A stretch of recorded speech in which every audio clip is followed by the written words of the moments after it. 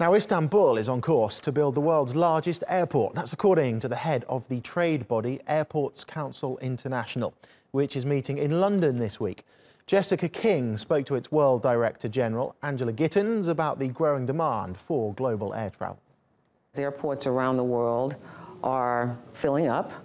There's a lot of congestion. Even at some of the largest airports are reaching the end of their capacity and are struggling to figure out how they're going to accommodate the increased demand, because demand is continuing to grow, even in the mature markets, and certainly in the emerging markets, the demand is even stronger.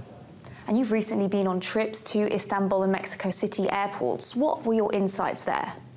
Well, I went to the new Istanbul airport last year, but it's going to be a huge challenge. They seem to be on time.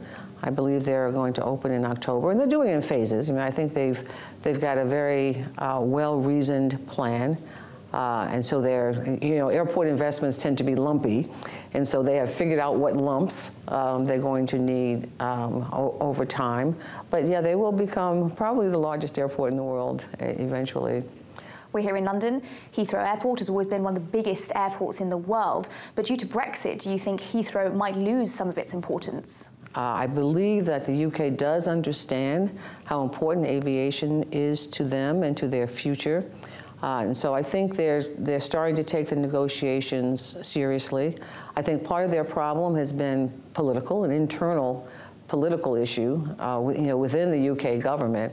I think they've given themselves a little bit more time. I know there's negotiations, or I just heard there's negotiations that are going to take place next week.